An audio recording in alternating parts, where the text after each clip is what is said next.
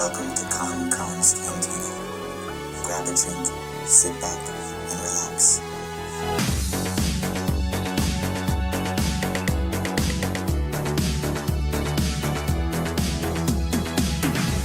What is up, everybody? It is your boy, it's KonKon. Back at it again. This, finally, the rise of Skywalker. Spoiler cast. That is moving our entire table. Like, why is my mic moving? Yeah, my bad. All of our factual statements, which are 100% true, that you must believe or don't listen. Listen, we had our initial... We are never right. Yeah, we had That hopes, was very sarcastic, if you guys didn't tell. hopes, fears, and dreams. Now we are finally talking about the spoiler episode. Pretty much everybody and their mom already has spoilers listed everywhere. We were trying to give everybody some time, and I think also all of our opinions have been like fluctuating on what we feel about this movie, like consistently, like up and down. Up and down, and we're finally here to talk about it. So, of course, I'm your boy. I forgot to say we back. Yeah, you did. We back. We back. Heyo. I'm your boy, it's KonKon. Sitting across from me, as always, the PR man himself, the man of 1,000 names. Justin Baker, Also, part-time editor on E-Bombs World. oh my gosh. Are you serious? And, of course, the tallest man in the room. Russell Allen, Magistrate. All right, guys, like I said, this is going to be our spoiler cast episode of Rise of Skywalker.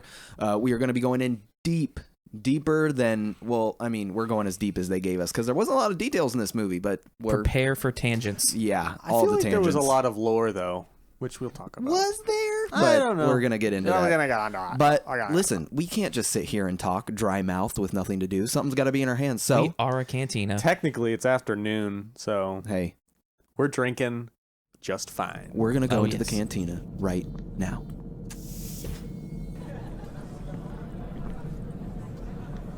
Welcome to KonKon's Cantina. What are you having? But remember, no droids. This week, I'm drinking something a little bit different. Something that has never been drank in the cantina on It the is a- cast before. That's very some clear unique. liquid there. This is some White Lightning. This is Buffalo Trace Distillery White Dog Mash #1. This is a corn rye malt. It is a clear bourbon. yeah, it is a So basically, it's bourbon that hasn't been aged in an oak barrel. pretty much. It's 65% alcohol, 125 proof. Yeah, it's I'll up put there. hair on your chest. It will. But Now, I that wonder how that would taste in an old-fashioned. Mm. Would it be Oh. an old-fashioned, or would it be like a I new-fashioned? mean, beans is how this little bottle was $40. Which this bottle is the size of a Pepsi can. Yeah, Like, I'm gonna go with. I'm Yeah. not gonna mix 2 ounces of this with something else because it's meant to be drank by itself. I'm gonna miss this clear mash with clear simple syrup. Yeah, exactly. does it have the same moonshiny type of like sharp harshness Right. to it? Oh or- yeah, Come on, it's come on. definite. It's I know definitely you're sick, so moonshine. I'll just smell it. No. We'll drink out of the other Oh. side of the glass. I would not smell that. Yeah, it's. I mean, it's gonna be Burn very your nose- acetone. Burn your yeah. nose hairs out.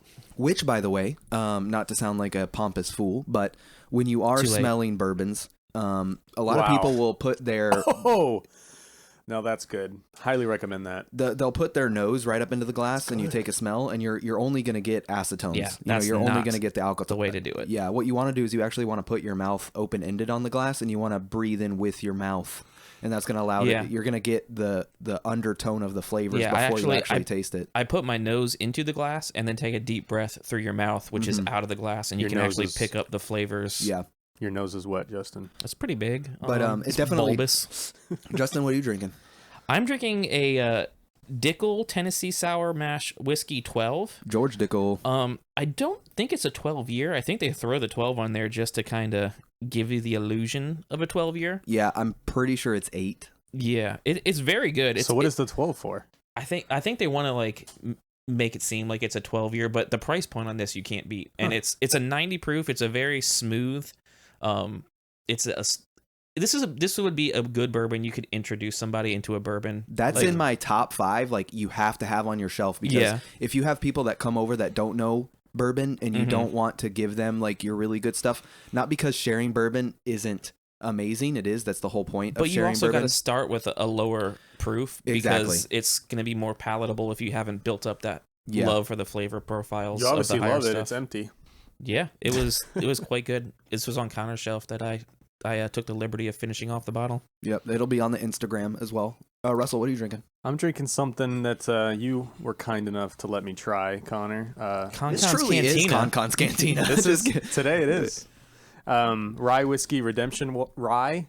I'm not a big fan of the ryes, but I do actually like this a lot. This is a pre-prohibition rye revival, 92 proof. It's a good rye. I love a rye. Indiana, is that where it's? I just read that and I already forgot. That's also one that I keep on the shelf, kind of like as an introduction. The price point, the George Dickel, Justin, is retail. You should start in the $21.99 and up range. You should never pay more than $25. If it's more than that, people are overcharging for it. The redemption price point, you can get it on sale usually around $27.99.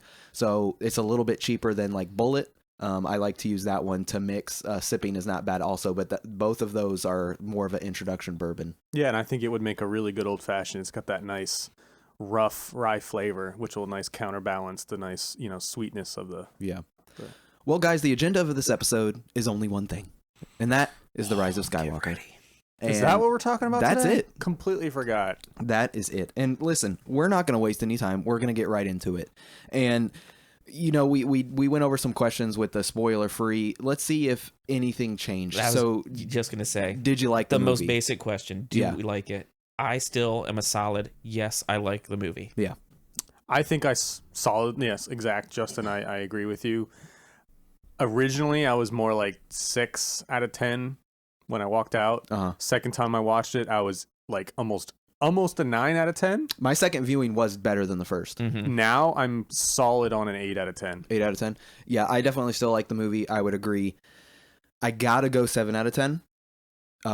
It's definitely my favorite of the sequel trilogy. But it is your favorite. It is my favorite of the sequel trilogy. But some of like the deeper questions, like, we all liked the movie. Did this movie ruin the Chosen One prophecy for you? Honestly, I don't care a whole lot about that whole prophecy. I mean, what? I mean, that's Star Wars. That's not Star Wars. I mean, it's never like super well defined and talked about. Like, it's all these myths and rumors and stuff.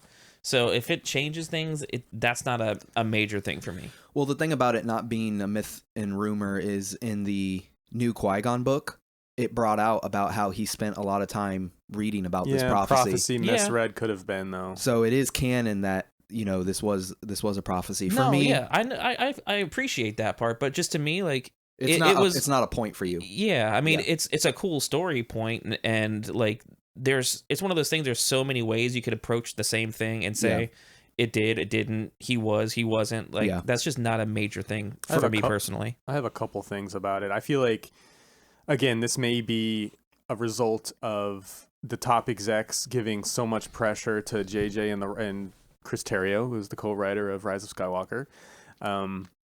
And I feel like I'm blanking here. Sorry. Hold on. Well, we'll go to me and we'll come back to you. Oh, you got it? Yeah. So I feel like when they were writing this and when they did their first cut of the movie, and they showed a rough cut to the story group and said, hey, by the way, look at this, review this, let me know if it contradicts anything from Star Wars lore.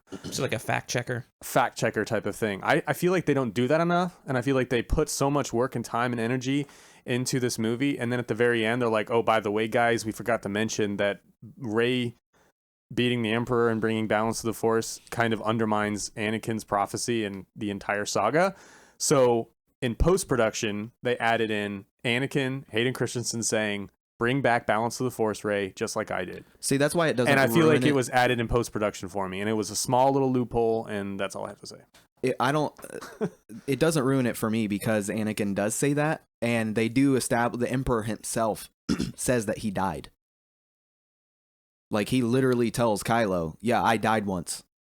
And the dark side is a pathway. Like, he literally says he dies. And Anakin died too, right? And he's been gone for 30 years. But remember, we've been hearing Hayden Christensen rumors since our last trip to Star Wars Celebration in Orlando, Florida. I can imagine Hayden like getting all prettied up. Like, I can't wait to be on camera. And it's like, oh, by the way, Hayden, we're just going to need your voice for this part.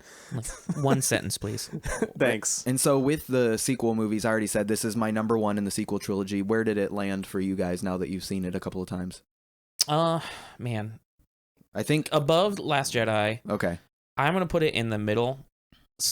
Even though Force Awakens is got its faults and it's almost like a remake of A New Hope, I just felt so good leaving that movie. Yeah. And I didn't have the same amount of good feelings from this movie. Yeah. Russell? I would say 1, 3, 2, Last Jedi is dead last. Yeah. Far away. 1, 2, and then like far. I've got days where I go back between Force and Last Jedi.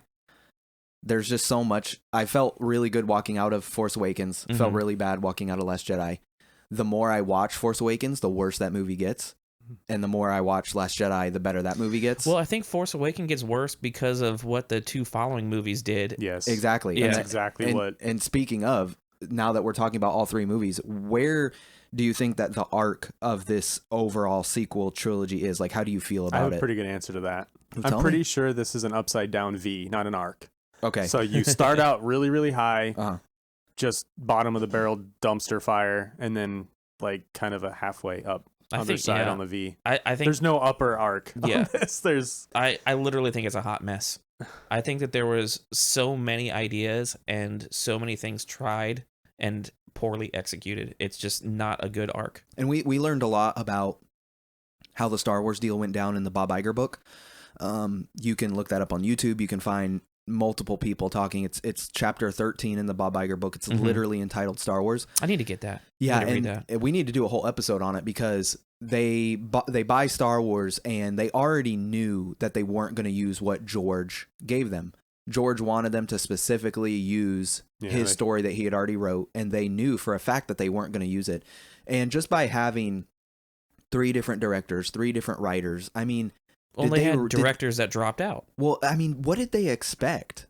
You know, like we're kind of like we're along for this roller coaster, up and down, down or up of the sequel trilogy. What did they? You know, having all these different directors. I don't think it's exactly how it happened is what you could expect when you have the that originals. Many. The originals they had different directors, but they still had the constant of George Lucas as the writer. Yeah, exactly. And he was kind of that creative consultant all along, you know, to fact check people because George Lucas only directed the first one. Yeah. Anyway, if I had to take a guess from how powerful Rey was, and everybody had, how could she lose to Kylo? She'd never even held a lightsaber before, and I mean, it was obvious that she fought like Palpatine. I'm sure we've all watched those YouTube videos explaining and delving into. Do you think that off the cuff was that done on purpose, or is it a really good coincidence? I'm not saying it's definitive, but I tend to say yes. I tend to think that this was JJ's plan from the beginning. But didn't we hear that they were never gonna? We may not ever know for sure. Didn't we hear that the Emperor was never a thing that was going to be in this movie? I don't remember JJ hearing came back. I don't remember hearing that. We talked about that in a thing. But again, JJ did the first movie, so he may have thought Palpatine was coming back because Rey was the granddaughter. I think that if they would have done that, there would have been some type of reference or hint. Why not? I talked about this. They want to keep it secret. It's the director who dropped out who was supposed to do Last Jedi. He's the one in an interview, and his name is escaping me. He's the one that said, look, guys, I'm telling you right now, Emperor was never part of the plan. Rian Johnson was always Last Jedi's director. Are you talking about Rise of Skywalker? Rise of Skywalker. Yeah. He's the one that said this was never part of the plan. Colin Trevorrow. Colin, thank you. That JJ, quote, saved the trilogy by coming up with that idea. Right. That brings me back to, did you like the direction of Rey not having a bloodline tie to anybody? Or did you feel that she had to have a bloodline tie? I think I've said this multiple times. I don't like stupid shoehorned everybody's connected. Even though this is the Skywalker trilogy, it didn't have to be a Skywalker. It didn't have to be Obi-Wan. It didn't have to be the Emperor. It should have just been like somebody powerful with the Force. If we look at like medieval times, houses rise and fall to power at all given points in time. If we look at fantasy, I loved the idea of Rey not being anybody. Yeah. I liked not knowing who the broom boy was at the end of Last Jedi. See, I thought the broom boy was pointless. But that's who we are as the audience viewers. We're nobody. We're just sidelined. But this story of Star Wars is the Skywalker Saga. So by that logic, then she needed to be a Skywalker, and it should have been about Ben and not about her in the first place. That's a big contention point for sure. Stupid. So speaking of that, who was your favorite person in this trilogy as a whole, if you had to pick somebody? Man, okay, so I think obviously everybody wanted you to love Rey. Yeah. I think that was like the obvious, like, here's your Stuffing forefront, it down like, our throats. that's the main character of this trilogy. I loved her. Not my liked favorite. her. I have it written down. Poe and Rey. I Rey more think so. that Ben was a more interesting character. Yeah. And I think his arc from that's one thing I think they did right. Yeah. The redemption story that they had. I know, like Russell said in our I think it was our spoiler free, or if it was, I can't remember if it was before we saw the movie. It was our spoiler free. He said he didn't want Kylo to be the hero. No. Yeah. No, I did not say that. You would not accept. You would not accept like his redemption because he killed. I just his didn't dad. want Rey to be the hero either. I think that. I think that was the one thing that he did right, and I think they wrote it well. If you look at a lot of the subtle nuances of Ben or Kylo turning back into Ben, and he's my favorite character. Yeah. I mean, he had the best arc. He had almost equal screen time with Daisy Ridley. He turns and Rey. back into a Solo, and like I mean, like the shrug that you saw. Yeah, he does the shrug when he's fighting the Knights of Ren. That's the same shrug we see Han Solo do at the end of Return of the Jedi. When he jumps onto the chain, how you brought out, like, instead of beating himself, letting his anger feed the dark side, feed his the pain, feed his energy. Now he gets hurt and he's like, ow. Yeah, we really he has an actual arc. Yeah, you know, Star Wars is all about redemption. I mean, even the original movies that come out in 77, we have Darth Vader turning back into into Anakin Skywalker. Like, that is what Star Wars, sacrificing yourself and redemption. I think as I went along, I think Poe was a great character. Rey, I had no issues with her. I just didn't want her to be the savior at the end, and she ended up being the savior. Whatever, I can live with it. Could have been worse. But I do feel like Ben kind of got the short end of the stick in this overall story.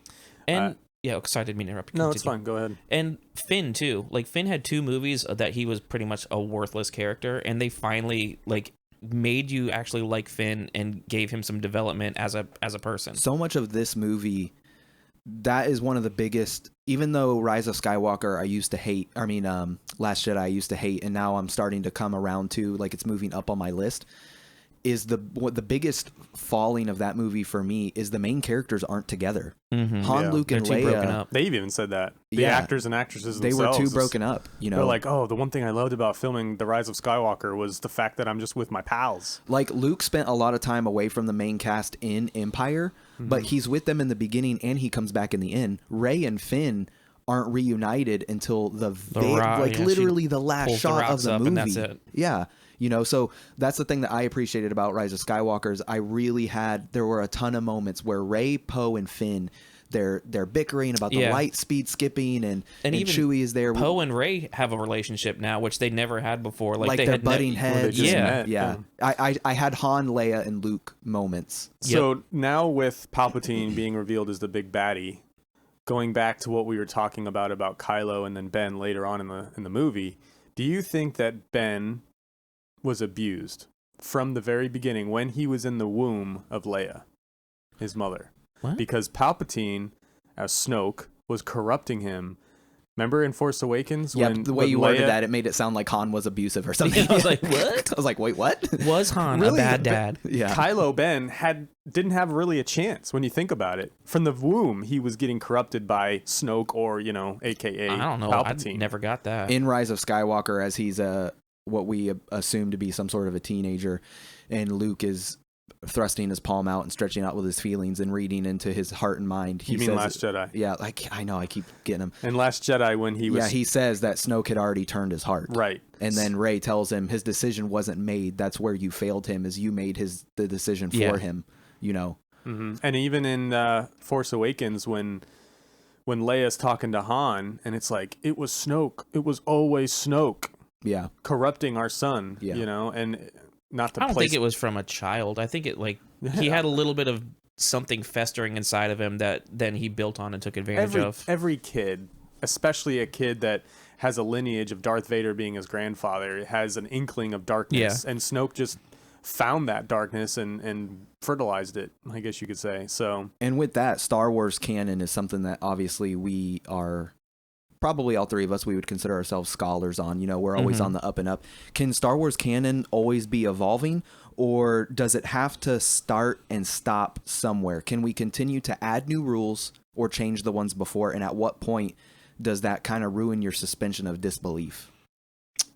We've already experienced a mega retcon of canon with everything that we spent years loving and reading and learning and playing and watching these things When done Disney away bought with. 'em. Yeah, done away with once. Yeah. I'm fine if they want to add some new stuff as we go, like new ways that they learn to use the Force or something like that. But we just got to let it be. Stop taking things out.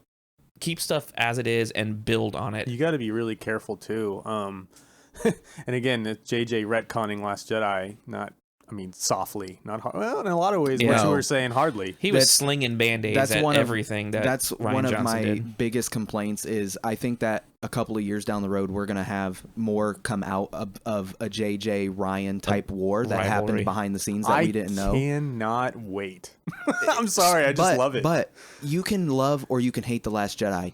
Either of those camps are still affected by this movie and the countless minutes that were wasted. How much better would the movie have been if he didn't waste time doing that? Like, how about JJ, you don't like Last Jedi. Perfectly fine. Can you not acknowledge that movie 45 minutes out of your only 2 hour and 20-minute movie, wasting my time? The first hour felt so frantic, and if they weren't wasting time trying to address all of these individual things and just took it for what it was and built and moved forward, it wouldn't have felt so frantic in that first hour. For me, the suspension of disbelief has to be established. We have to understand how things work. That is basic fantasy, magic, the Force, whatever you want to call it. There are certain rules and guidelines that characters have to operate by in a universe, and if you don't understand that, that's where you start having trouble. Like, okay, we were at A, now we're at Z. I don't understand the other 20 letters, and I don't understand how we got from this point to that point. Right. So suspension of disbelief for me, like in Last Jedi, I still have an issue with the Haldo maneuver, her jumping through light That's space. what I was That's the out. one thing I did like that he addressed. Like, it gave like that was one in a million. Now, it doesn't make sense, but whatever your thoughts are on The Last Jedi, that is like one of the most beautiful scenes in cinema history. Yeah, but it's tainted. Why didn't a Mon Calamari cruiser just be piloted by a R2 unit right into the second Death Star? And that is exactly where the suspension of disbelief comes in. And if people can't grasp that, that's kind of like, hey, I understand it's a movie, but we have to set these ground rules to move forward so that we can understand how things work. Because you're exactly right. This is where that story group, not fact-checking, like George Lucas was always there to fact-check the original and prequels. Yeah, and like, okay, in the books, we learned that the only way without using a navigational computer that you could travel through light space was being force sensitive. So how the heck is Poe light speed jumping, light speed skipping? That made me like, that was another one of those moments. I'm like, it seemed like he just got lucky like 5 times in a row because he almost hit things like 3 times. Let me answer that for you. Gotta move left, move right. I don't have the names because I didn't write it down because I didn't expect you to bring that up. But Luke goes on a mission back to Coruscant after Return of the Jedi. This is in the comics. Okay. Mm-hmm. They travel back to the Jedi Temple and they get a seed to the tree that is inside the Jedi Temple. Yeah. That seed is given to the girl that he is with. She ends up marrying a rebel commander, last name Dameron. Mm-hmm. They have Poe. They plant the seed in their backyard. Poe grows up with a force-sensitive tree, and that's the tree that he plays under his whole life. Huh. So it is to be believed that the reason why he is such a good pilot, I mean, we can see it in Force Awakens, the way he's flying around. So you're telling me he's got radiation poisoning. Exactly. he got the Force through osmosis. Yeah. And now it's been established in Star Wars canon by JJ and even the interview with Freddie Prinze Jr., where he got the 101, he got the rundown from Dave Filoni and George Lucas on how the Force works. Everybody has access to the Force. It's whether you're trained or not and how to use it. Yeah. I got a question that just brought up because of what you just said. How do we feel about Finn being Force sensitive? It was clearly stated for sure. in this movie multiple times that he sensed something. I like it. I like it because he had the lightsaber in The Force Awakens, and it kind of gives you a little bit of... I do like that. A little bit of like understanding like how he could wield the weapon that you're not really supposed to be able to wield. And more backstory, he's a FN.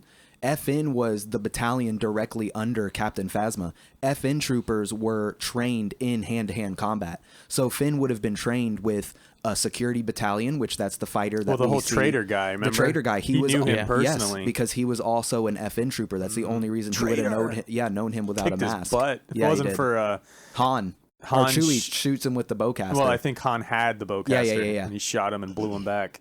Yeah. But with all that, each one of us, if we had to like elevator pitch, you know, like to maybe change the ending at all, okay, for good or bad, because I think that I think I know exactly what I would do to fix this trilogy, in my opinion. Okay, tell me. It's super simple. I think for me the biggest problem was now when you say fix. To so make as a whole, you think it's broken. To make the trilogy seem like an More arc across all three okay, movies. okay, more cohesive. Gotcha. Yeah. I think that in The Force Awakens, there needed to be something subtle where there was like hints or rumors of somebody hearing something about the Emperor. Gotcha. The end of The Last Jedi, a final scene, something you hear the Emperor's voice, you find out he is alive. Like a slow couple steps that build to the Emperor being in this final culmination of all three of the movies. And then at the end of this movie, they could have done almost the same type of a thing, but you would have had some building blocks leading up to it. Keep Ben's sacrifice. I think Ben's sacrifice was amazing. Okay. Yeah, I'm going to say that the only thing that I would have changed would have been give Ben more screen time. Yeah. Make him be the one to bring balance to the Force. The whole Rey thing at the end felt forced to me. And it's like, oh, well, you know, 1,000 years of Sith generations living in Palpatine, who was restored by our Force. We're gonna get to that. No, I'm just saying this. Like, oh, you know, one lightsaber is not good enough, but if you got two, you're okay. Yeah. You know, you can take down this 1,000-year-old Sith. Yeah. So, but how would you fix it? You would just change. I would have how she killed him. No, I don't know how you would kill Palpatine. I guess. Well, the more I have to think about it, okay. Just have Ben be the one to do it because his he's sacrifice, this guy. like that's some type of a sacrifice. If it wasn't like giving his life force to save Rey, if it was him, Anakin style, like taking himself out with Palpatine somehow, just that sacrifice I thought was good. So this movie pointedly, I feel like there wasn't enough stakes in this movie. Why do we have C-3PO? An emotional moment for me as a viewer. C-3PO has been in every saga movie. Yeah. He wipes his memory literally himself. And it's like, I'm taking one last look at my friends. Like, this emotional part. And then it's like, oh, a minute later, we've got his memories back. My dude literally says, R2 cannot restore my memories. They are known to not be reliable. C-3PO, not even some unknown character. Like, C-3PO literally says that himself. Yeah, can't do that. My memories are wiped. That's it, guys. Peace. I appreciate it. It would have been one thing if Babu Frick, which is the coolest character ever, said like something like, it's done. What about R2? Oh, R2s can't do it. He doesn't know R2. But for C-3PO to say R2 couldn't do it and then it happens, makes it even worse. And it happens like 10 minutes later, too. Literally like 30 seconds later, C-3PO gets his memory back. Are you for real? Like, oh, and so the other part of there just wasn't enough stakes in this movie. I'm not saying like, there's multiple other examples, but my elevator pitch, including with the stakes, is I did appreciate Ben's sacrifice that added to the stakes. If we were talking about life force, which was literally the word used by Rey when she heals the giant serpent, she says, I gave him some of my life force. Not she used the force to heal. Yeah. So this is taking a piece of her. This is a life force transfer. So not to sidetrack here, but I guess thinking about that, Baby Yoda gave some of his life force to other people, to Grief Karga. Grief Karga. Yeah. Chubs. So I didn't think about that. I would have liked to have seen Force Ghost Anakin give himself the last bit of him being a part of the Eternal Force, give that life force to Rey to have the power to overcome. Or all of the Force ghosts, like that's their giving, final. Like I'm talking full Dragon Ball Z, like everybody's Spirit giving bomb move. Exactly. We talked about that before. We did talk about and that. then Like it would bring the prophecy full circle. He would have at least helped, and you know that's good. I like that. Are you listening, JJ? I got to die Chris on the hill Terrio? because I said that one of my problems with this movie is I didn't want to see Rey kill Palpatine in single hand combat. Dude, just stop shooting the lightning. Didn't you learn your lesson? Like, dude, you just stop. got wrecked by Mace Windu not that long ago. Like, you wrecked your own face with Force Lightning once. Why is that your go-to move still? One thing, talking about that real quick, I think that was a Force sorcerer like mask that he had, and when the lightning repelled back from Mace Windu's the pod, it wrecked his mask. and he could never, once it was destroyed, he could never get that back. That's what his face actually did look like. Vapod, for our listeners who don't know, lightsaber combat has 7 different stances. Mace Windu is known for creating his own, which is called Vapod, where he harnesses his own dark side energy and the dark side energy of Sith that he would He becomes encounter. almost like a conduit, so dark side energy goes through him without affecting him. Exactly. So that's why the Force lightning like just arced right back to Palpatine at the end of Revenge of the Sith. Yeah, and the last part of just like my pitch is I really would have liked to have seen Ben live. I would have liked to have seen, even if Anakin or other Force ghosts helped, gave energy to both of them or one of them, I would have liked to have seen the Clone Wars Palpatine that we get, where he's literally wielding 2 lightsabers. Mm-hmm. Like, that would have been cool. Why didn't we get an actual lightsaber fight like between the two? You know, like he's too good for lightsabers still. Yeah, I don't know, but you know, speaking of Ben dying and not living, what was the most tear-jerking moment in the movie? For me, it was definitely. I'll get emotional thinking about it right now. Chewie, just that's absolutely mine too. Over. Just Leia. Him finding and like just collapsing to the ground. Like he has lost everybody that has been his companions like throughout all of these movies. Like it's everybody now. That's almost like the gift and curse of a long life. You know, you're gonna eventually outlive your best friends, and really, Han, Luke, and Leia were his best friends. Yeah, and even he had to have been close to Ben too. That was like his nephew. Seeing Ben like fall and become Kylo, like is just another loss for him. And he's strong though. Like when he was sitting there kind of sulking, and the rebel soldier was like, "Come on, buddy, we need you." He's like, "You know what? I need to go. You're right." He knows where he's strong. needed. Yeah. He's a strong guy, man. Yeah. At least he has Rey still. And with Rey, we get this bond that's established between Rey and Kylo. Man, and like this. I just don't get it. Well, and that's the question is, in Rise of Skywalker, we have the bond that was obviously made. It started in Last Jedi. It started in Last Jedi. Snoke was manipulating it. Well, and he said that he bridged their minds. The Emperor bridged their minds. Now, we know because of, there will be a spoiler warning to the intro of this episode to Rebels, but the Emperor had access through the world between worlds. He had access to the world between worlds. So my idea on how the question is, how was Rey and Kylo transferring literal items? In The Last Jedi, the first bit that we see of this, and I didn't notice this, Natasha actually pointed it out to me, when Rey is on Octo, and he is standing there. This is the first time they interact on Octo. She's on the Falcon. Yeah, she's near the Falcon and she's near the water. He gets water on his glove. Right. Yeah. But that was Last Jedi, right? That was Last Jedi. But now in this movie, we're transferring literal physical objects. We had the Darth Vader helmet, we had the necklace, and we had the final scene where she transfers the saber. So my idea of how they're doing this is world between worlds. I think canonically, that's the best answer. Yeah. I mean, in the films, they've never mentioned the world between worlds, but I think it's just a convenient plot device. It fits. How are we gonna do this? I mean, Ahsoka comes through and is able to talk to Ezra when Ezra's in the world between worlds. I think that's like the best explanation, and hopefully that's the other. Say what I will about this, though. Keep canon, let it be. Speaking of what we were saying earlier, JJ obviously did not like Last Jedi, but he did use this from Last Jedi. He elaborated on it. He expanded upon he had to built on it without just having water on Kylo's glove was enough for him to be like, okay, well, I'm going to use this plot device in The Rise of Skywalker. The other explanation is in A New Hope, when Obi-Wan is explaining the Force to Luke for the first time, he brings out that the Force is this matter.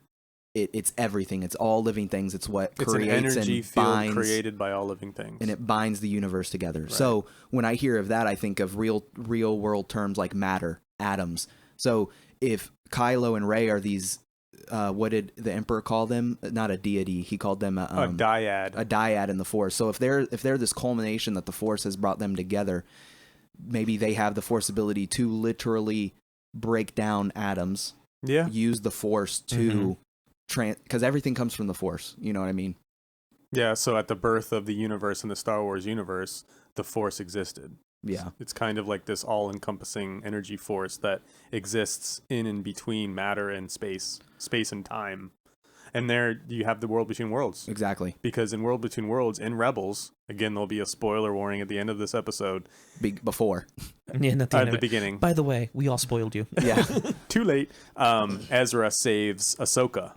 Literally introducing time travel to Star Wars. Right, for the first time, which is Canon. a very slippery slope, but Ezra saves Ahsoka when Ahsoka is battling Darth Vader and pulls her into the World Between Worlds just at that nick of time before I think this is on Malachor, right? Before the Sith weapons unleashed. So who do you guys wish would have been in this movie? Because I mean, I know we talked about that in our preview, like the I can't think of what we called it, like our preview to seeing the movie, like our hopes, wants, and fears. That's what we called it. I really wanted to see Cal Kestis. Yeah, I would have. Cal would have been a cool tie-in. Even I don't even necessarily have to see these people, but even a name drop, like in Rogue One, we get a name drop of Syndulla. It's heard over the intercom. Yeah, you know, General like, Syndulla, please report. I really wish Ezra. Yeah, obviously Yoda. Ezra. We had Force Ghost Yoda you in mentioned Last Justin Jedi. From the Force book. That's what I was just gonna say. I think that Carr was such a missed opportunity especially because the Force Collector, one of like the kind of the title or the series of that book that it says on the cover is The Road to Rise of Skywalker. Right. Yeah. Like it's supposed the journey to the rise of the Skywalker. It's supposed to have tie-ins to this movie, and he became a collector of all history of the Jedi and the Force. And I think it's such a missed opportunity to not have him impart something or some wisdom, or Rey found him and he just mentions him. It's something. Why do you think there is such a disconnect between the books, the shows, and the movies, and the story group communicating with directors? Why do you think there's this? Is it a culture thing? Is it because Kathleen Kennedy has created this ultra divide between the story group and the content creators? I don't think that. I mean, I know we talk like we know what goes on in those rooms. We don't. But it's obvious. To me, we can see the symptoms of it. We can. But to me, I feel like everybody has their own agenda at the end of the day, and not everybody has the same ideas, unfortunately. So when we get Star Wars material, part of the allure with Marvel. Sorry to interrupt you, Connor, but real quick, Marvel interlinks between the movies and the TV shows with Agents of S.H.I.E.L.D. That's like the fans love that stuff. Like they're all connected. They all have a bearing and effect on each other. But they've even deviated from their stories. Thor gets killed in the original comics. He's not the one that he doesn't survive. But the comics are almost like the legends, or if you will, of Star Wars. So, I think it's just like any corporation or business. Different departments just don't communicate with other departments. They should, though. It's just like a. I mean, if it's you're with listening, anything. Disney. But once communicate again, with each other. I really think it's like at the end of the day, even when we talk about this podcast, us three sitting here, I may have an idea that you two hate. Justin may have an idea that I hate and you love. Or if we all agree on an idea, someone else listening may hate it. Exactly. So to me, it's almost like everybody kind of, they have an agenda. But what you were saying, Justin, having who did you want to see? Carr, is that his name? Carr. Yeah. That would have been so cool because I don't want to spoil the book too much, but his ability is so much more in tuned. He has the ability to touch objects and literally witness events as they were transpiring in his head instantaneously. So by touching an artifact that has witnessed all these events, I'm not going to tell you what object that is, think about it, that has witnessed the events from the very beginning, episode 1. He literally gets all the stories all the way up until modern day, or in that time frame. Rey does this in The Rise of Skywalker. Did you guys catch it? Oh yeah, when she touched the lightsaber. When she touches the dagger. Oh yeah, she picks up the dagger, and we hear Force Awakens. Yeah. We hear, but even more so, they're playing onto this another force power that psychometry. is but there's different calibers of this force power. Yeah, like in Carr from the Force Collector book, Carr could never be a Jedi. He's like a savant of the Force. Like he's got this one thing that he's ultra gifted in, but he could never use the Force to wield a lightsaber, to force push the simplest thing he could never do. It's just this one ability that he's ultra in tuned with. And so does that bother you? And I guess in the grander scheme of things, what was there anything, if there were, which I know that there were, but what bothered you as a fan this movie particular, not on the grand scheme, but just this movie. I have one real quick. And they could have easily fixed this in post. Why do we have Snaps die? And then literally the very next scene, Wedge is coming in. Woohoo! Blow that thing. The team Kingdom Come. I was like, are you kidding me? It made me literally laugh out loud at the premiere of me seeing it. And like the people next to me are like, what's this dude laughing at? I'm like, so for those people he just who rolls don't, in and his son's dead. That was emotional for me, by the way. For the Snaps listener, dying. right? Snaps has been an integral part of the books. You know, we've read the not Aftermath all fans series. have read the books. Well, I but get he's it. been in. But the people that have invested the time to read these books, he's been in all 3 movies. You might not have known who he was, but like his face, like right? And you've seen him. Snaps is the literally adopted son of Wedge. Yeah, it's literally his stepdad. His stepdad is right after he dies. He's like laughing, like I'm so excited to blow these cannons to Kingdom. Well, do they ever address who Wedge is? Do they say him, or is that just like a thing that if you know that's Wedge? That is the same only actor. Only if you know, dude. You know how many people I was like, yeah, Wedge Antilles was in this movie, and first of all, they were like, who? Yeah. And secondly, I was like, but the you people know, making these movies should know, right? I mean, it could have been like just a simple. Them watching the first cut, they're gonna be like, "Wait, this doesn't seem right." like, Snap just died, and Wedge is laughing. This isn't. Just we like need to reverse the order in this. Just like they said, like a simple, like General Calrissian. If they would have done like a good flying with you, General Antilles, like something like that, like. Yeah. And I've said that. Give me 30 seconds, 10 seconds. Give me something of a character. All they have to do is say it, and that adds credence. That adds canon, builds lore. Exactly. One thing that bothered me, and this has been a complaint of many people, I do feel like the movie was a little bit fast. The first hour wasn't long enough. The first half, it was rushed. And you've brought this out a lot, Russell. I don't understand how Disney, even with the Marvel series, has made a 2:45-minute movie, a 3-hour movie, and this movie was 2 hours and 22 minutes. It does not make sense to me. The wrap up longer. of everything that's supposed to tie everything on a neat little bow, and they make a short movie. The Star Wars bow, as Russell was talking about with Timeless. Like, why is this movie? Oh, it's the longest Star Wars movie ever. Cool. Could have been longer. Give me some explanation on the Knights of Ren. Once again, I think Last Jedi was the longest movie. No, this was this one. This was the longest. Yeah. Okay. Sorry. I was excited when I read that before we had seen it. Like, awesome! It's going to be the longest one. They're going to spend the time and do it right. And I was hoping for a 3-hour runtime. I think an extra 20 minutes, not even an extra 45 minutes. I think, an extra 40 minutes, an extra 20 minutes could have done a lot to this movie. What you were saying, Connor, like give us that little bit, General Antilles or Captain Antilles, like give us a little bit of explanation of stuff, even if it's another 20 minutes to make the movie. Yeah.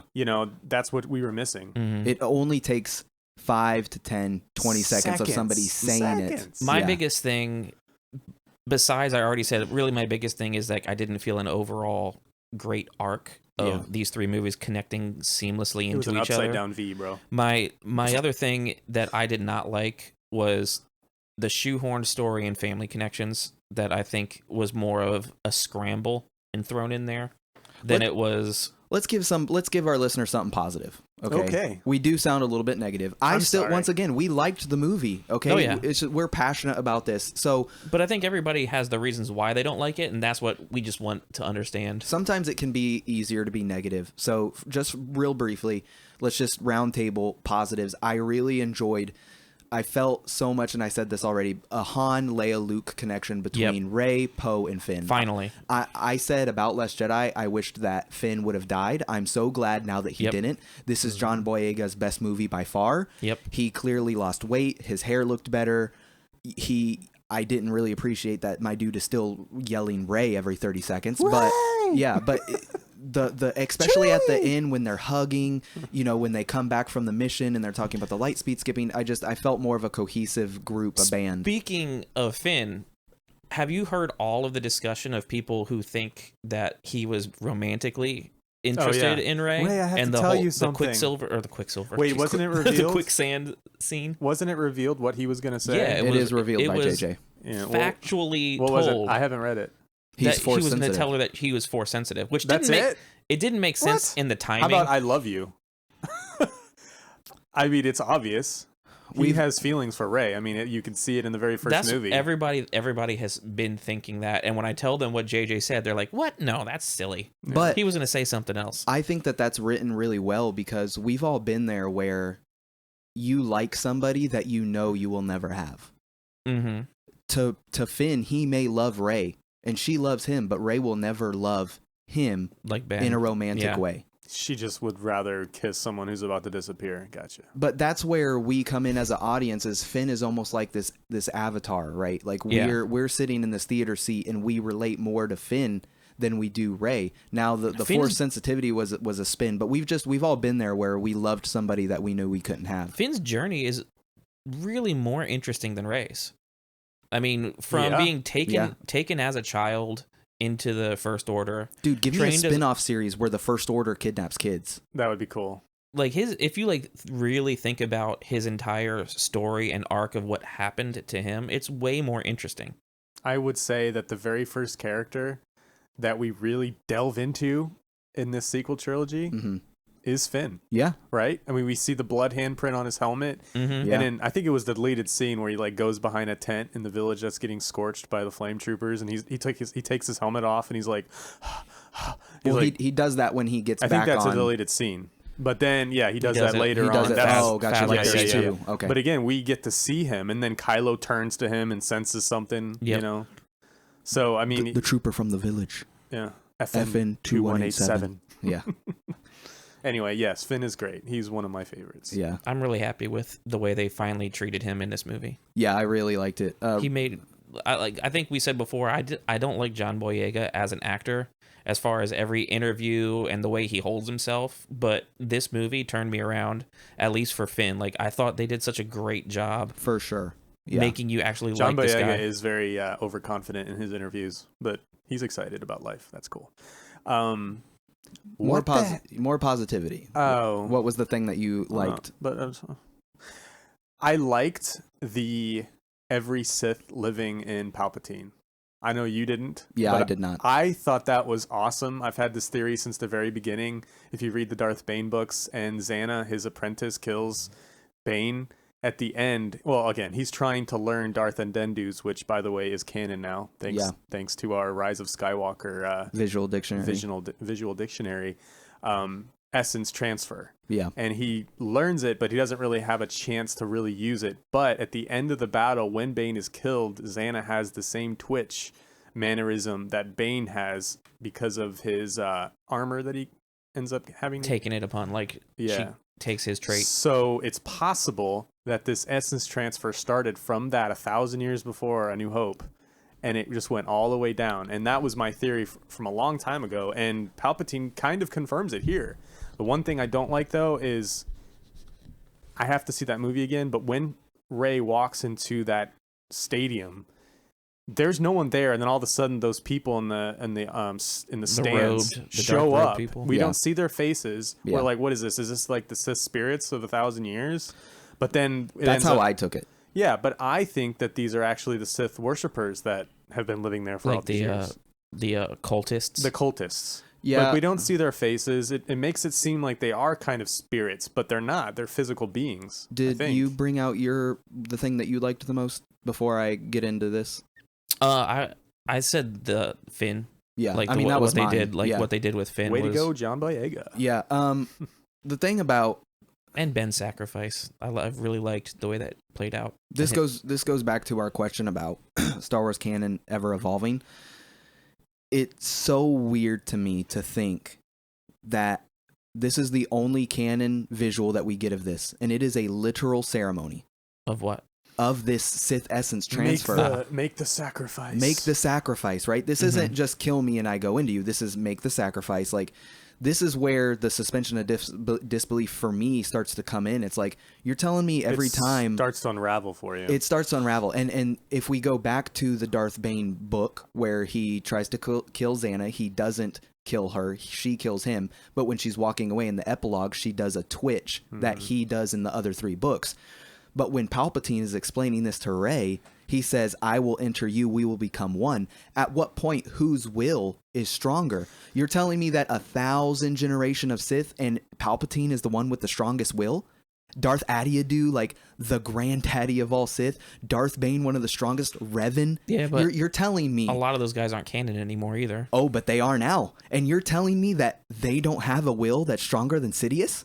Explain to me, then, if they don't have a will stronger than Sidious, why Rey kills my dude with 2 lightsabers and no other help. Well, she had 2. She didn't have one. Dude, that is why that theory she would have had a third lightsaber. Dude, I can literally feel my blood pressure rising. That whole... I can see your face getting red. It makes me so mad. It makes no sense. The whole Sith mantra... It felt rushed. That whole ending felt rushed. It's so bad. And honestly, like, what... Okay, my man Palps explains the whole sacrifice thing to Rey. What on earth... What idiot would be like, I'm not going to kill you. I don't want you to take over my body.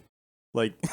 And then she kills him 30 seconds later. Well, technically, he kills himself. I think that's what the right JJ around. was going for.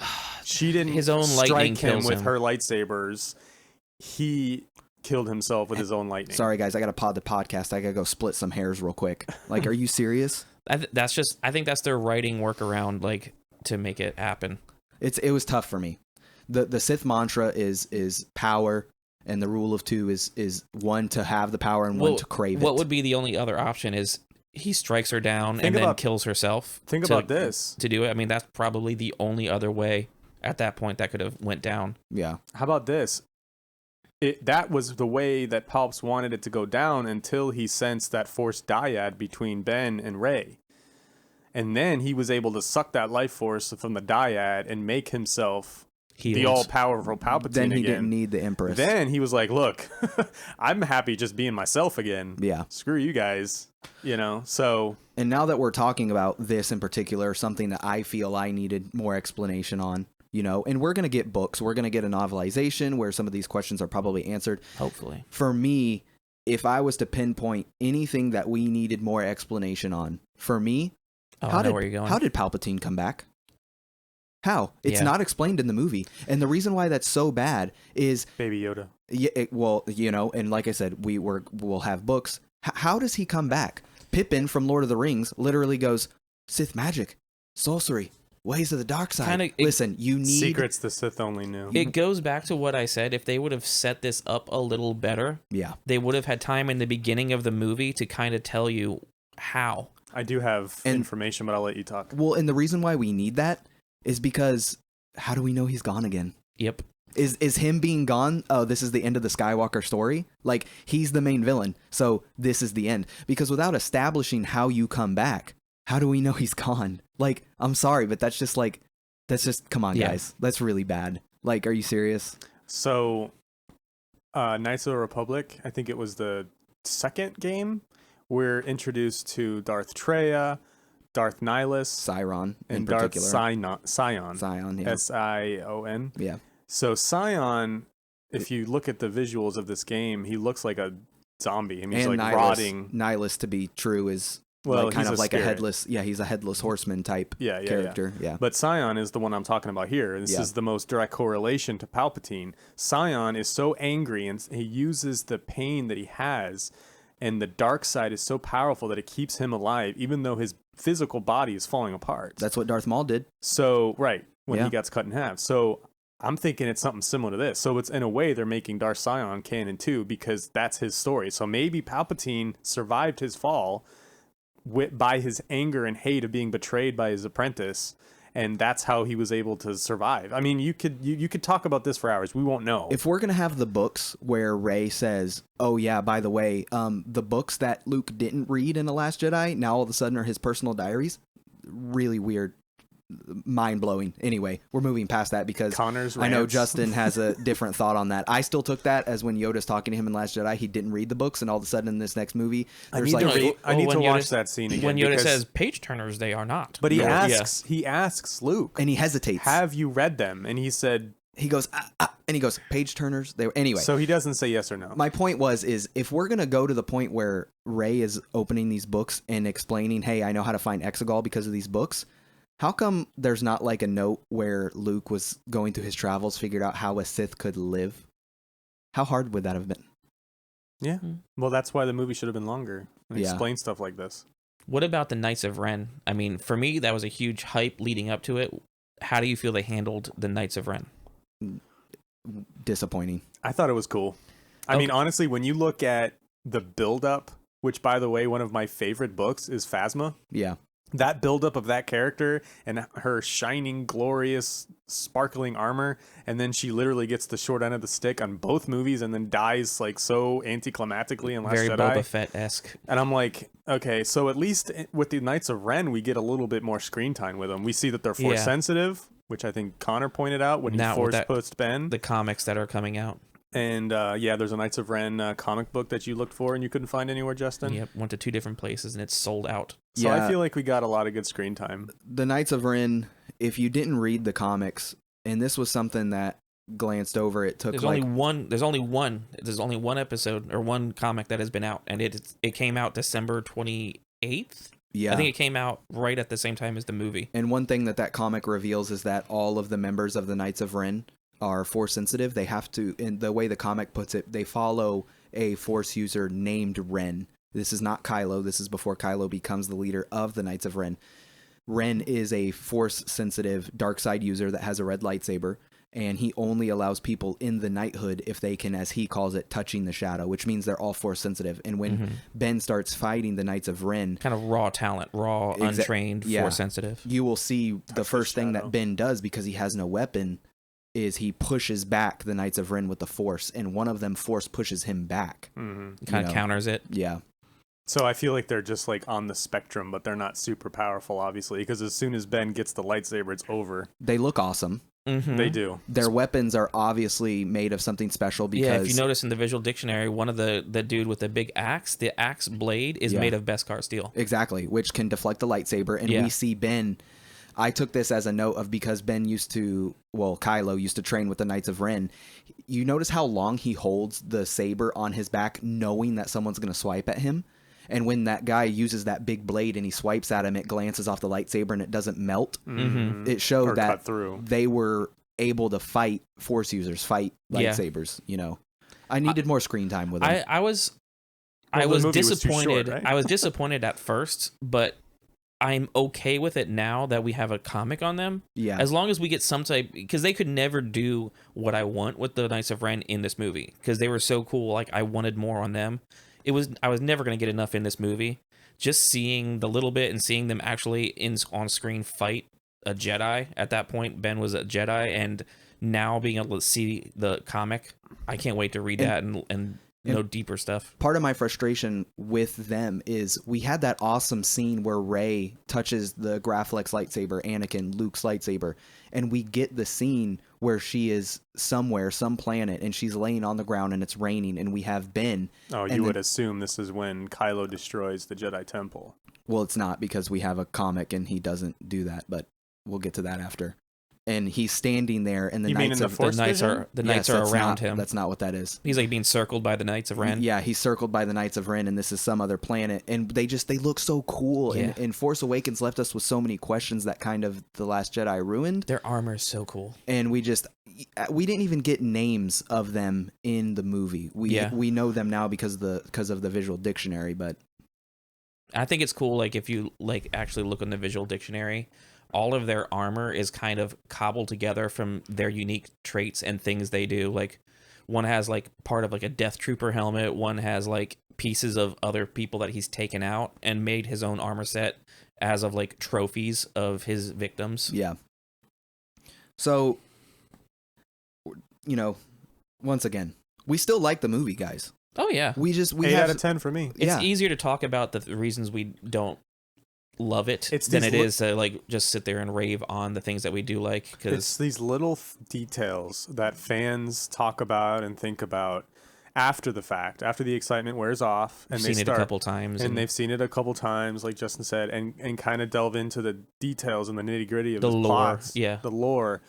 It's these little things that are just blatantly overlooked that annoy us as fans, that I'm not getting that in Marvel. I'm not getting that in the MCU unless you're an avid comic book reader. Which I am. But again, the comic books are like the legends. Dude, so the MCU, they're making their own canon stuff. When Disney bought Marvel, they didn't say all these comics are no good anymore. That's the difference. Well, Sorry. It's not. The EU. MCU in a way is like a whole new comic book line. because comic books contradict themselves as well. We different love stories. How many different Spider-Men do we have? How many? They're not. We love the movie. There's not a continuous canon. These in are the just comic books. These are just things concerns that we want answers to. This isn't things that we hate. Right. We're just explaining this for the listeners. It could get better with time as more content it comes out. We could get all these answers, and it's going to skyrocket our opinion of this movie because of that. Exactly. So we kind of touched on what we needed more explanation on. Was there a specific plot point that you just, even with all the explanation, you don't think that you could get, kind of like you were saying, Justin, you didn't like the light speed skipping?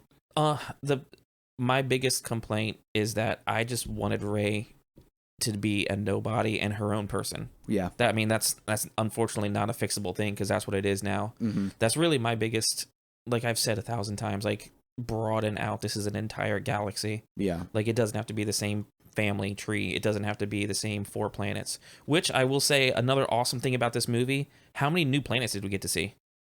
We haven't even touched on that. I think 1. No, we got two. We got to see the ice planet. The ice planet. The ice planet. We got to see. I can't think of the name of the planet that had like the festival where they're all in like the different color robes. Pikira. And then we got to see Exegol. Yeah, Exegol. Like they're actually going new places. They're not going back to the same. I did like that. Yeah. I would say my biggest complaint is I hate harping back to Marvel. Not but complaint. Plot point. Plot point that was a missed opportunity, or that I just didn't like. Uh-huh. So when I harken back to Marvel, I look at how creative as Marvel and Kevin Feige is on a whole, and the Feige and the Russo brothers. I'm messing this up. It's okay. Continue. Anyway, and how creative they are, and then with Last Jedi, okay, say what you will about that movie, it's creative. Yeah, it was creative. I feel like they could have been more creative with the plot. I feel like the ending was rushed. I feel like, okay, well, you can't beat 1,000-year culmination of Sith Lord with 1 lightsaber, but if you have 2, you're okay. That was, to me, the biggest issue that I had with the plot. It felt way rushed. Yeah, my plot point is pretty much the same, where we kind of get an explanation, even though it's not a good one, from Palp, saying like, yeah, we've been doing this sacrificial ritual for 1,000 years. I'm all of the Sith. Did he say that? I don't think he said that. I mean, pretty much, yeah. He didn't say that, though. He said that I am the culmination, the Sith live in me. Yeah, that is literally what I just said. But I don't think, no, you said that they're doing this sacrifice for 1,000 years. This is the first time that he's doing it, and they're doing it. I guess my point was I felt like he was more established of being a powerful Sith, more so than Rey being established as a powerful Jedi, having all the Jedi in her. Do you think that that's kind of like the Sith's version of becoming a Force ghost? Was the Sith's version was living on in these other Sith people?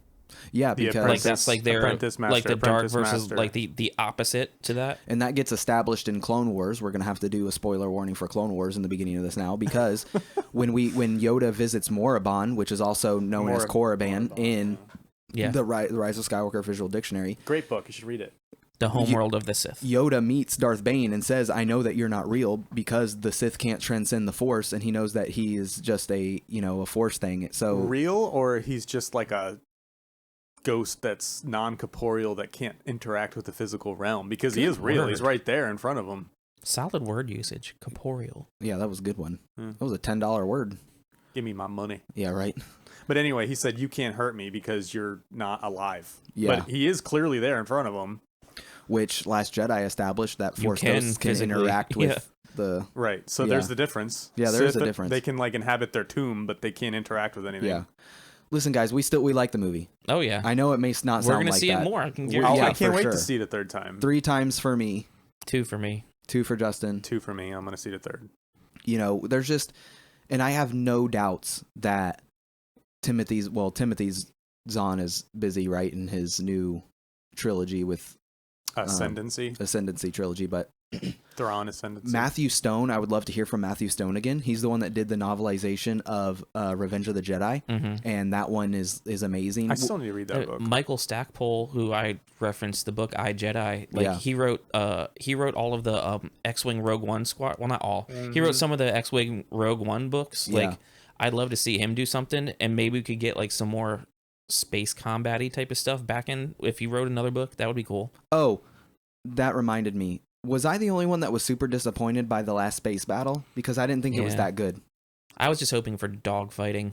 I wanted more dogfighting, and I don't feel like we got that. It was super I agree. It was a great feel-good moment though when Lando comes with the Falcon and all of those ships. Like, it was a pretty hype moment for me. Like, I was like, oh crap, it's about to go down. Like, it was a great anticipation. I did have something written down for that. The whole hyperspace where Lando comes out and all those ships come out, like what you were saying, Justin. I felt like that was rushed. Give us more. Well, I guess that's what your point is. The space battle. It was technically in the atmosphere because Palpatine was like shooting the lightning up to the atmosphere, and all the ships were falling. Dog style fighting. Yeah, I just feel like.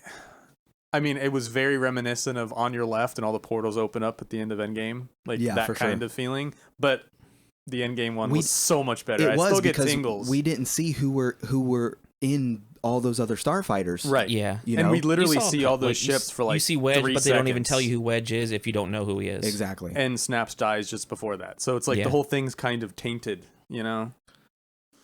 Well... Now I keep getting negative. I'm trying to be positive. Many more times? I do like the movie. We just want more questions. How many times do you think you're going to see it in the theater still? Are you going to go back to the theater, or are you going to give it some time? And I'm going to go to the dollar theater, I think. You're going to wait for it till it's the dollar theater? I'm going to let it stew in my mind and then go see it in the dollar theater. I think I'm going to see it one more time and try to hit like a matinee, I'll cheap go with price. You. I'll go with you. Yeah, I'll hit it one more time, and then we do have a nice dollar theater near us, so I do the same thing. I want the book. Give me the book. I want to listen to the book and hit deep cuts that are not in film. And that is a lot that will help with this movie. That's what helped me with Last Jedi, which at that time you were like straight. Oh my god! Did not want that, and I told you listen to the book. They're actually it's not a lot of extra info. It's not a lot of extra info, but it helped with a few of the things. And if we can get a few of these points that we are unhappy with just filled out in the book, that's going to make it like it even more. Yeah. Well, guys, lightning round. Oh gosh. Yeah, guys. I did not prepare for the lightning round, even though. But force lightning round. We're literally going to put a lightning sound in here, like right now.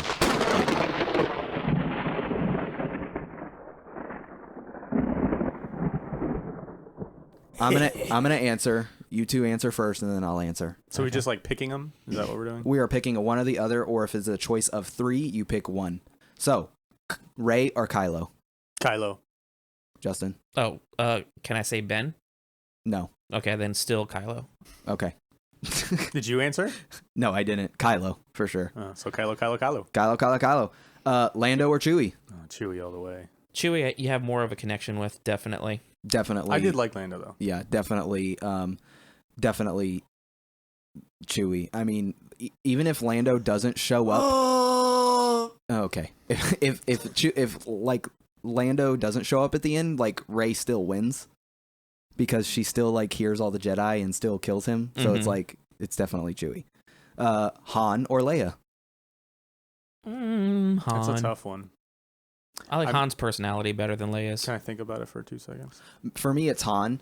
How did you guys feel about the Force comeback? Well, it wasn't a Force comeback. I know. It's the memory of Force memory Ben comeback. Solo. That was just him. I think that was like Coming him having he definitely has PTSD from killing his dad, like for sure. And I think that was like a real, like something that would happen in real life where somebody's like finally facing this giant thing that they've been afraid to face. And that was just his internal dialogue. That scene, The Last Jedi helps with that scene so much because when the first time Kylo goes before Snoke, he tells, he's patronizing Kylo, telling him he's a boy in the mask, and he says, I've given you all I have. I gave everything to the dark side. And he says, you have too much of your father in you, too much Solo. And he's he like, says, I killed him. I killed him. And he says, and look what it did. It split you to the core. And this is exactly what, and even in Last Jedi, Rey asks Kylo, like, how could you do it? How could you kill your father? And like this scene, there's no way that Leia goes before Ben and has this same connection. Like, this scene does not land if Carrie Fisher is in front of Adam Driver and it's not Harrison Ford in front of Adam Driver. But on the flip side of that, what started that whole scene? Oh, yeah, no, I think that it's Leia who's the one who literally... pulled him back. Yeah, like, I think she literally kills herself. She kills herself, sacrifices herself in a way, And it's harkening back to that ability that Luke had in Last Jedi when he like transported himself. It's kind of like a first degree version of that power. You know, Luke obviously nailed it because he was able to like actually show his body. Yeah. But Leia did it in such a way that she like touched his consciousness. Yeah. So you couldn't see her. No one could see her, but he felt her. And that's why he looks back for that second. Yeah. It wasn't just the distraction method, which, I mean, it was for Rey because she was able to stab him. Yeah. But I feel like just her touching his consciousness was enough to like wake him up or snap him out of whatever dark side coma he'd been in. Yeah. Lightning round, guys. Oh yeah, this wasn't lightning round, but, guys. Force lightning. I mean, look at what Force lightning did to Palpatine. Come on. Finn or Poe? Before this movie, I would have said Poe immediately. Finn. Because of this movie, Finn. Because of this movie, Finn. If we had to pick between the 3 endings of each trilogy, that would have been Revenge of the Sith, Return of the Jedi, or Rise of the Skywalker. Which would you choose? I'm Return of the Jedi, dude. I'm a purist. I love that movie. I have the love for the OG. Give me Return of the Jedi. Yeah, Return of the Jedi for me too. I do love followed Revenge closely of the Sith, by Revenge of the Sith. Yeah. The Mustafar scene was awesome. So both of yours orders would be Return, Revenge, Rise. Totally. Absolutely. Yeah. Which is interesting because now I have to revisit my overall list. The list, yeah. Because Yeah. I think Revenge of the Sith for me was below Rise of the Skywalker, but that's just the ending. Yeah. Like I'm in flux. Like this, it's still so new, and I think as we start to get more content, like it's going to shift up and down depending on what we get. Mm-hmm. It's still crazy because I feel like we had such a deep discussion. If you were to casually listen to this episode, you still wouldn't even get spoiled.